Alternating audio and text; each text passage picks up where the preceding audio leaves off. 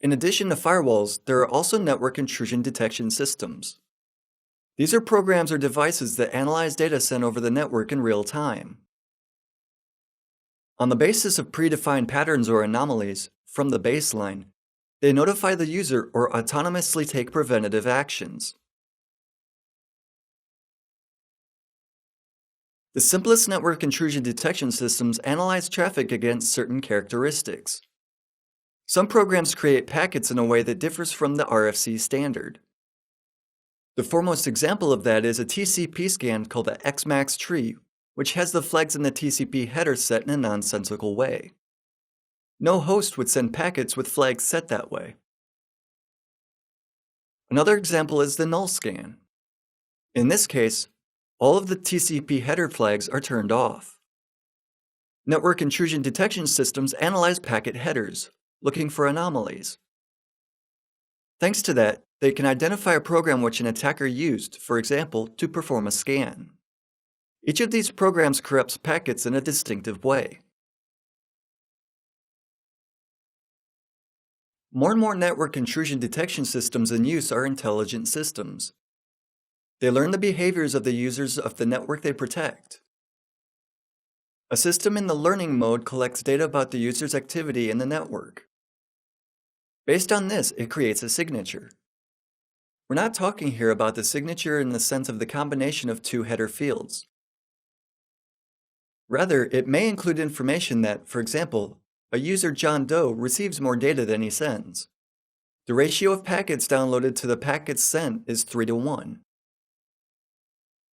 In addition, he connects to 4 favorite servers and works usually between 9 a.m. and 4 p.m.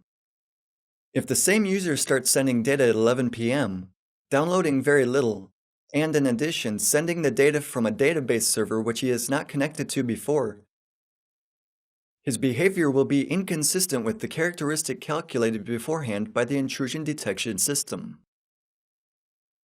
This is how intelligent intrusion detection systems work. This functionality is developed as part of an intrusion detection system called Snort, which has become sort of a standard. Having discovered a suspicious situation, that is, a packet matching an attack signature, or the one that doesn't match a user's characteristic or network traffic signature, the response of the detection system can be passive or active.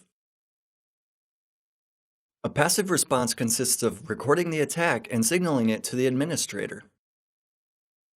An active response is more interesting.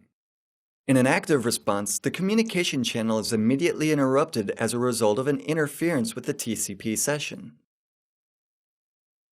Previously, we mentioned that more than 90% of the internet traffic and traffic on local networks uses the transport layer of TCP, because it's reliable and guarantees packet delivery.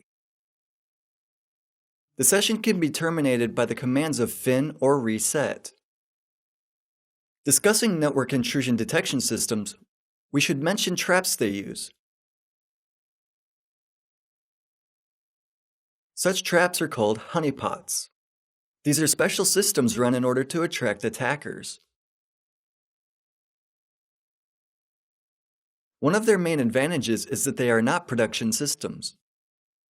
They are configured to run certain services, but in fact, they do not provide any services useful for the network. This means that any attack attempt can be easily identified. Each connection attempt with a honeypot is suspicious. In a perfectly configured network, no one would try to find a database server by trial and error and then connect to it to read some data. Each user connects to the server dedicated to a given program. With a honeypot enabled, it's easier to analyze suspicious traffic because you don't have to filter out regular traffic. Each session established with the honeypot is suspicious. Despite numerous advantages, network intrusion detection systems and firewalls have their limitations. Here's a relatively recent story. It happened a couple years ago, which exemplifies these limitations. It was a 4-way handshake. It was publicized by the Breaking Point Systems Company and the NSS Labs Research Group. Let's start from the very beginning. The TCP, which is a session protocol, initiates the communication through a handshake process, which involves establishing a session. The RFC 793 describes the entire process in detail. It should proceed as follows. The initiator sends the SYN packet in order to synchronize sequence numbers. After receiving the packet, the recipient sends an acknowledgement message. For a TCP packet, this means sending an ACK flag. The recipient then sends its own synchronization packet. Usually, this flag is sent along with the previous one in a single SYN ACK packet. The initiator confirms receiving the packet by sending the ACK response. At this point, all needed information has been exchanged. Both parties know the sequence numbers. They can now reliably exchange data. In Section 3.3 of the RFC 793, this process is described slightly different. According to the document, the client, the initiator, sends a SYN packet. The receiver acknowledges it by sending an ACK packet. Then it sends its sequence number in a separate packet. Having received the SYN packet, the initiator acknowledges it by sending its ACK packet. Thus, the RFC describes session establishment as a four-stage process. It requires the exchange of 4 messages rather than 3. The issues the creators of firewalls and intrusion detection systems face is that their products are suited for the current situation. Because it's customary to establish a TCP session using 3 packets only, firewalls and intrusion detection systems assume that this is the only way to establish a TCP session. The RFC standard, however, is different. Firewalls are not universal mechanisms that always act in a predictable way.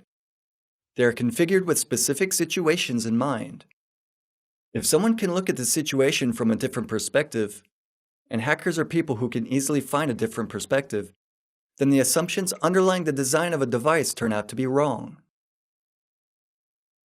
The entire device will prove ineffective. We'll show that in a while.